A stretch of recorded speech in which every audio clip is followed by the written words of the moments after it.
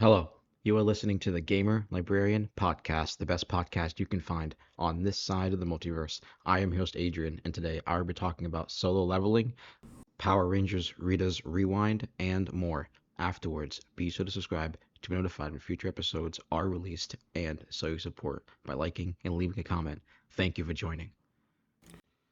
All right, we are back on another glorious Monday. Thank you all for joining me. So, we have a big week ahead of us, right? For not just today for what we're talking about, but later there's a Nintendo Direct, which is very, very big. We're going to have a lot of really cool news about their new console. Hopefully, more importantly, their video games. Before we get specifically into there, we're geared up for our 100th episode soon. It's coming up around the corner. We only have just over 20 episodes to go. That's 20 weeks. That's not too bad. I have the date still solidified, so we keep a good schedule. We're gonna have the date, and I'm gonna try to do something special for it, maybe a live stream or something. And there'll be cool things that we talk about in the future, right? So I last episode I mentioned that we're going to see a musical, and that musical was Ride the Cyclone. Now this is a awesome musical. If you can see it somewhere, wherever you are, try and go see it. You'll be able to see it in Lambertville at the Music Mountain Theater. I highly advise going to see that because it is awesome. It's about these kids who die on a roller coaster, and while they're about to go to hell, one of them gets to go back to the real world and like go and continue living their life, and everyone else gets to stay behind. So they go through like each one gets a song and all that kind of stuff, and the songs are awesome. At least in the version that I saw here at Music Mountain Theater. Awesome, awesome. They're doing a bunch of other productions throughout the year. One of them is SpongeBob the Musical. I will definitely be going to see that and talk about that because that's going to be super, super cool. That's gonna be really exciting. I wonder what it's gonna be like. If there's gonna be like episodes of SpongeBob or something. I don't know what the plot of the SpongeBob musical is, but I think that'd be super awesome to see. Um, yeah, that's just what we're gonna be talking about in the future and things that's be coming up. Game news, all that kind of stuff. Civ 7's getting their updates, and you know, I think that Civ 7's doing a really good job. I feel like they should have had a much more enticing package for a modern strategy game that could really like sell the test of it, you know? I mean, I was pretty disappointed in it, and this is mostly like adjustments to how the civs work and the gameplay stuff, and it's not really a content update, but we're gonna get a whole bunch of content update later on, like they always sprinkle in civs and things like that. But I was kind of hoping that it would launch with some of the more goofy modes that were already present in Civ 6. I just thought that would have been the thing that they would have been done, and then had some other cool wacky modes to add on top of that, which could have been fun or decent or something, but I don't really know. It's very disheartening to see the state of RTSs nowadays because I love RTSs. But, Civ's certainly like a very specific type. It's very focused. It's not like a fantastical or super sci-fi one. So there's not a whole specific lot you can do. But because of the variation of like all the Civs, I think that's really special in that way. I think that's awesome. But Civ 7 has a weird way of mixing those Civs together in its core gameplay, which I guess it's its way of standing out from older versions. I find that to be not really a good thing. It kind of makes it weird for that kind of homogenous mixture in terms of like just these specific civs themselves. I don't know. I saw an article where apparently the publisher WB of obviously multiverses and other various games were looking to make a Mario Kart like type game, which could have been really dope. I think multiverses really had a good chance that they just really didn't give it the time it really could have needed, which is I think maybe bad. Who knows what could happen with there, but that was a free to play thing with the fighter. I think a free to play Mario Kart kind of clone game would be really fun. I'm surprised, Nintendo's not doing that, and obviously with the one coming out in the future, the Switch, there's a whole lot of contention of whether or not that game will be like a launch title with the title of the Switch, right? I think that maybe having a game come with the Switch, not just as like a side thing, but like, hey, everyone who buys a Switch, no matter what, at base price gets like Mario Kart 9 because it's like the biggest selling franchise game ever, and it's just like, well, we need a reason for people to buy our console, even if it's just harder and better upgraded hardware, right? I just think that the games really need to be a kind of really like solid force to get people to get the consoles, especially like nowadays. We saw things like the Xbox One really struggle because not having very hard hitting exclusives, and I think maybe a Game Pass situation isn't the type of way to entice people. I always like that when I buy a console, sometimes I just get a game with it and during base price, which is just nice. I just basically a free game. Mario Kart 9 will probably be something along those lines, at least hopefully. So WB will just not be able to put out anything. That's just what I'm saying. I don't think they have any way of making a good game come out nowadays. The last one was like, in my opinion, probably Arkham Knight. That's probably what I last remember of WB games coming out, at least like big properties. I know people will really dislike that game, but I think it's a solid thing, except for like the writing. That's pretty much the worst thing about it. Whoever chose the villain for that game, awful. Neil Blomkamp, who mostly does like movies and stuff, did mention that he was making the change into video games, and apparently he's also bringing back dead video game news media, which is awesome. He's bringing back Game Informer. I think that's pretty dope. So I've been reading Game Informer for like years. I still have the magazine and stuff, and there's a whole heartfelt thing with them coming back online on Twitter. That's awesome, super great.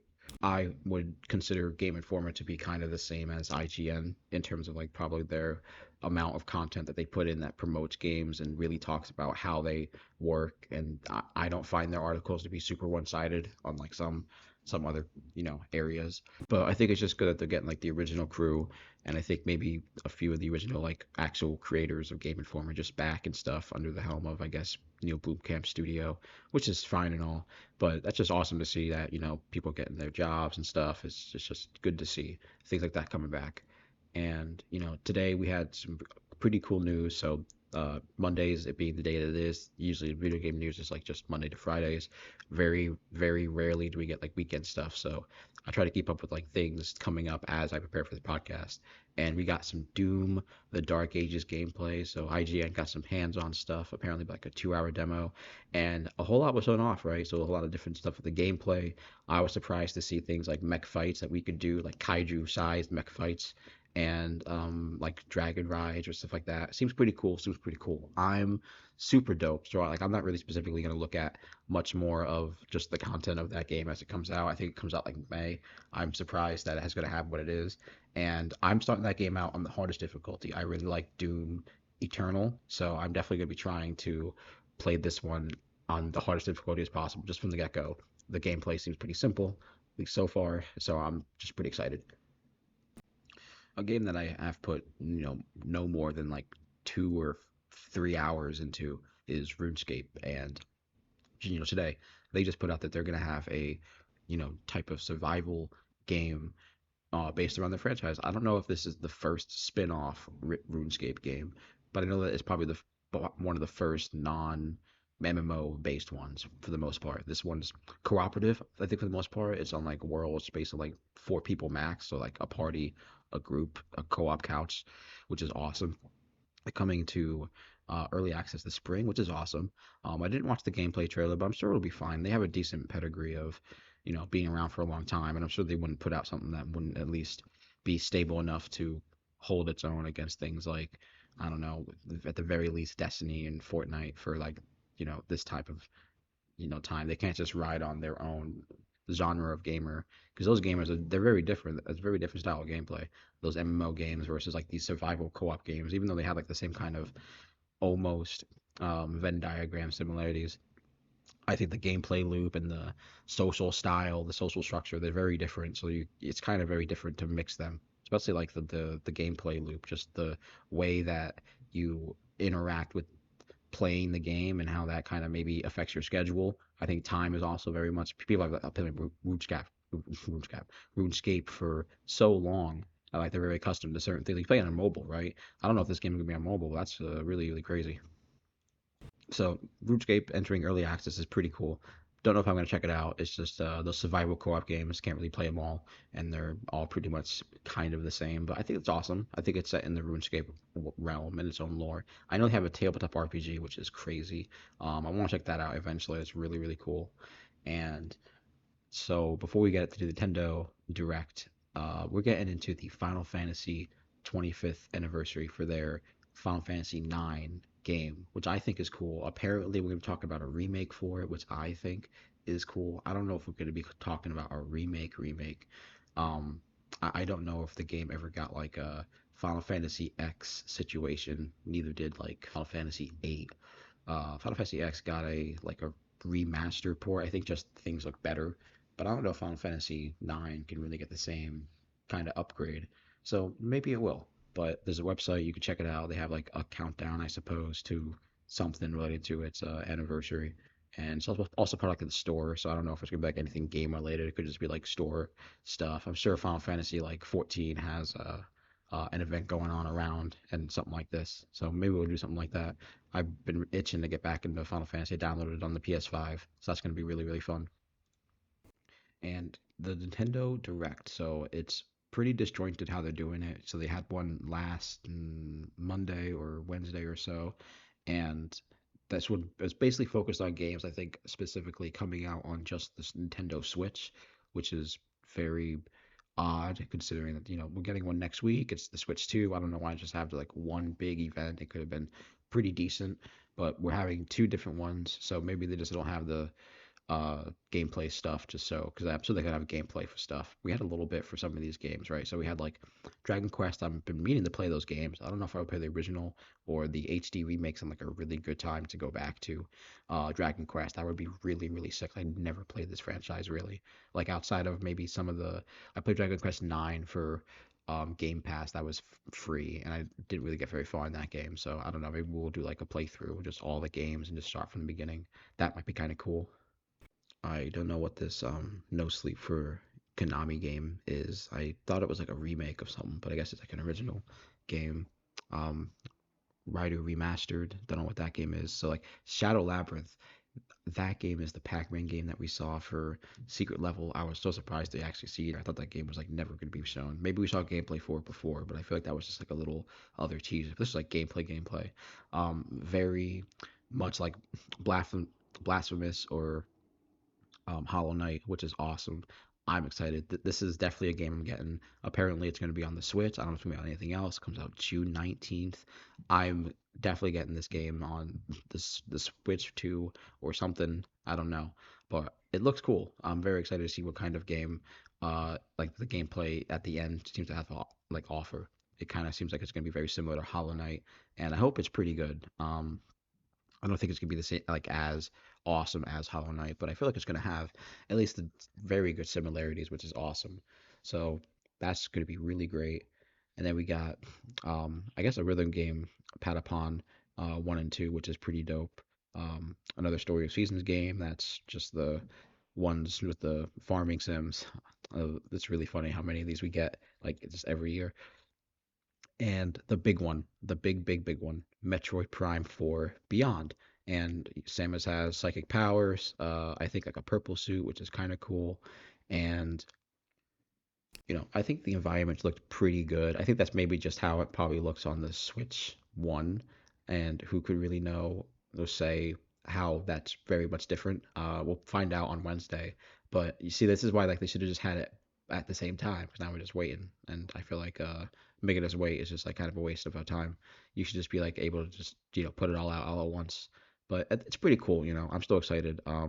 If this is like a launch thing for the Switch, I'll certainly get it. But I don't know if I'm really going to be specifically getting a lot of these games on the Switch One because part of their direct this year was also how they're going to be handling the transfer of games. So like not only like how you can share games with friends or like your family system, which is pretty awesome, right? I've used that for my sister now, and I use it like with my girlfriends. That's pretty dope. Pretty dope. I really like it. It's called their virtual game card. So I think it's going to work maybe for the Switch 1 to the 2 as well, something like that. Probably the same way. It's probably just like a very similar to the cartridge system, and maybe they're going to talk more about how games work on the Switch. Who could really say? They had something about Pokemon ZA. I don't much really care about that. Marvel Cosmic Invasion seems super, super awesome. There's another similar style beat 'em up game that we talk about, but I'm super excited for that. That's gonna be awesome.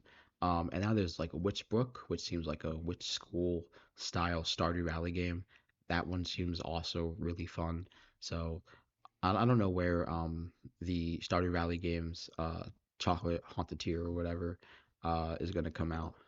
Yeah, there's like just a lot of these indie games that are kind of coming out that seem really fun. You know, even though they might be from maybe studios or stuff, they have those indie game vibes, which seems kind of fun.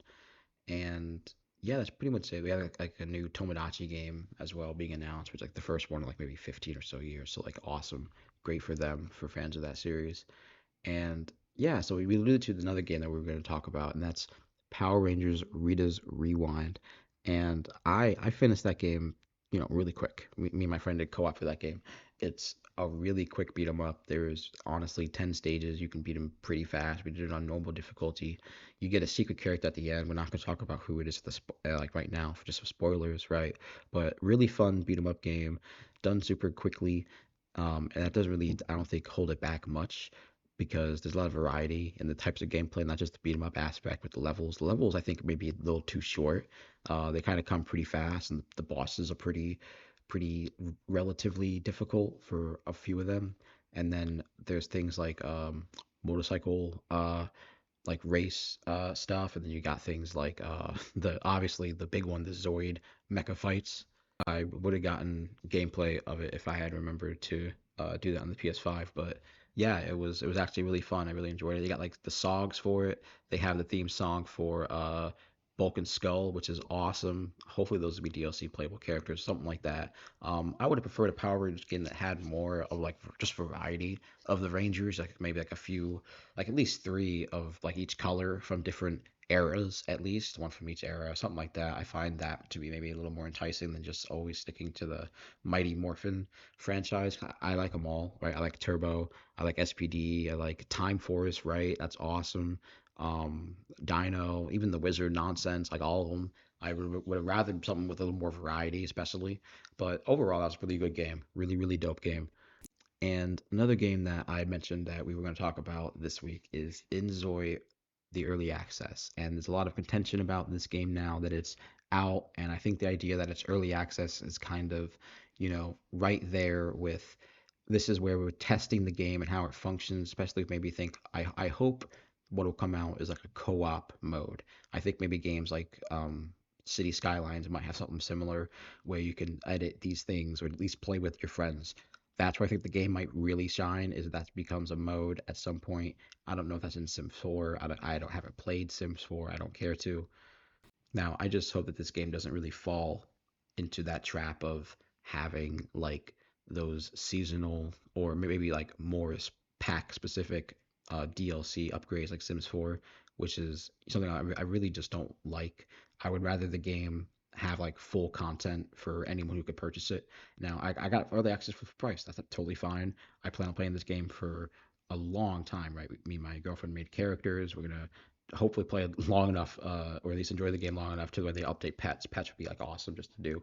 And see, like I would want to do like mini games, things like that. There's a whole bunch of stuff that they should add that could make Inzoi better. Like it's in early access right now, but they already have a roadmap for just the year of its probably launch version of content. And that launch version of content is most certainly going to come with all the feedback coming up for just all the bugs and stuff. And I haven't really found a whole lot of bug specific content or just anything that really broke the game. It kind of feels like the normal Sims experience. Now I want to see a lot more um, actions that characters can do. I know it's like a lot to ask just because like I'm not here making the video game, but I want to see like maybe the game offer things like more GTA specific like movement just to make things a little more easier. I feel like right now it's probably a little clunky, you know, not really all that tight knit, right? Maybe like things like uh specific combat, just like you know, combat like mapping, just like instead of having buttons be like for build or other actions, be like, all right, this is my uh HUD or controller setup for just fighting or whatever. You can just start fighting Sims or something like that. So I don't even know what the roadmap specifically entitles. I know it's like more like the like there's like AI stuff. There's like more of the editing for like the characters and then build stuff. But like I don't know, they could do like a whole bunch of content. I think like maybe how like offering more side stuff around the fantasy and sci-fi stuff. There'll probably be like a pack in the future, a DLC pack, sadly. But even like doing like seasonal upgrades for like Christmas, Halloween, stuff like that, it's gonna be sick to have those things kind of be like sprinkled around. And then we're gonna have like more world settings. Right now there's like I think there's an Indian one, a um, a Korean styled one, and an American one. But one of them isn't out yet, which is kind of upsetting. And overall, I think it's a decent experience. You can even drive the cars and move the Sims on your own, which I think is revolutionary. Just for they're called Zoys, but I'm just gonna call them Sims. It's really enjoyable. I do plan on checking out the content updates as it goes around, just as we keep playing the game, experience more of it, because I'm really intrigued in where this game's going to go. We'll definitely be doing things like Metal Gear Solid and more Yick, hopefully in the future. We're going to slow down on Yick, probably focus more on Metal Gear, just because that's maybe the main focus that we should be doing. And Yick is just taking too long. I was expecting it to take too long, and the combat's a little too nonsensical to really, effort through. I'm not really concerned about finishing it and then like watching something. I'm just going to finish it on my own, just really quickly somehow. And yeah, we'll definitely blast through that game. But Metal Gear Solid will probably definitely be the focus right now, especially with um, the remake coming out, and then I want to do that Death Stranding. I think Death Stranding pretty early September, so I want to try and get that game done, and then we'll see what's going to come in the Horizon. Doom probably, and then Final Fantasy sprinkled in there, Final Fantasy 14, and I do think it's time for us to talk about our sponsor, Dubby. Dubby is a clean energy drink that is made to give you focus with no crash, jitters, or angst like other energy drinks. We also have no maltodextrin fillers and don't use artificial dyes. Dubby contains vitamins, amino acids, adotropic, and 150 milligrams of caffeine. Dubby is an energy drink powder that is produced in FDA registered and inspected facilities in the United States. If you use coupon code down below, you can receive 10% off your order on things like drink powders, apparel, portable bottles, stickers, and bags. Something else that we'll definitely be trying out in the future is the Dune MMO, and we're going to be doing a complete run of Frank Herbert's Dune series soon in the future. Probably reading that once we finish. Something that I was surprised to really enjoy, and that's solo leveling, right? So the Dune saga is very, very important to me. I love that sci-fi franchise. I just haven't finished it, and with the movies being pretty mediocre, I think it's a good time for us to finally get into that, especially with the MMO. It's just going to be a really, really good time. And we're going to intermittently read through something that I was surprised to enjoy, and that's going to be the solo leveling manhwa. They call it manhwa in Korea, or something like that. Maybe that's translation. I don't really know. I haven't looked it up. I was just going to assume that's what it is, but it's from Korea. And I watched the anime. Anime's sick as hell, super, super dope. I was surprised to really enjoy it as much as I was. I was actually pretty surprised that there's nothing really lewd or gross or anything about it, which is super great. It's just straightforward, all action, all lore. It's super cool. And so we finished up the season two. So we're only gonna talk about season two stuff. And I started reading the manga. So we're gonna be doing the manga in between, probably reading the first Dune book here and there. I don't know. Maybe I'll read the all through the soul leveling just today, just to get through all of it, and then we'll get into Dune. So that's pretty much where we're at with there. And soul leveling seasons one and two is pretty awesome. I think the beginning of it kind of really is a little too slow for maybe the way that kind of maybe kind of supposed to grab some people, but I actually find it pretty good now, and it'd be pretty cool in a rewatch. So it's actually pretty dope.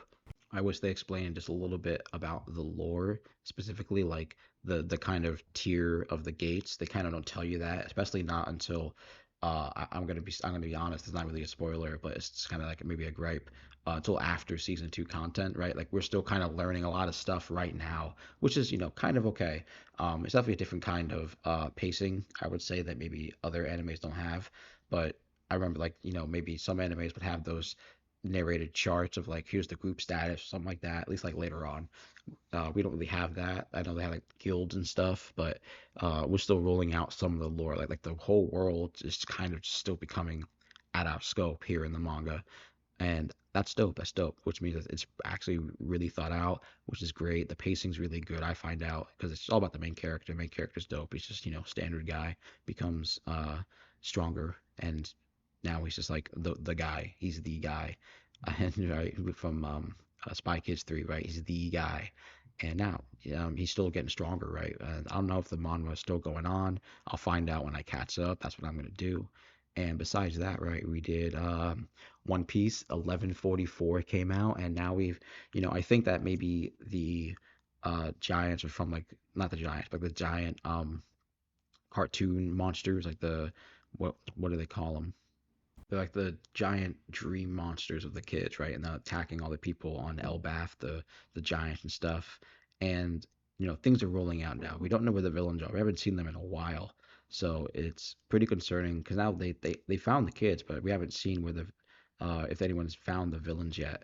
We just see the kids like being like led in like these vine things, which is weird. So it's pretty crazy. It's not even it doesn't feel like it's getting like slowing down in any way with One Piece, and I'm pretty excited to see where it's all going. We have like this weird like science layer thing, maybe like a lab or something like that. Kind of looks like a robot head. I think it's more in the beginning of the chapter, but yeah, it's really really dope.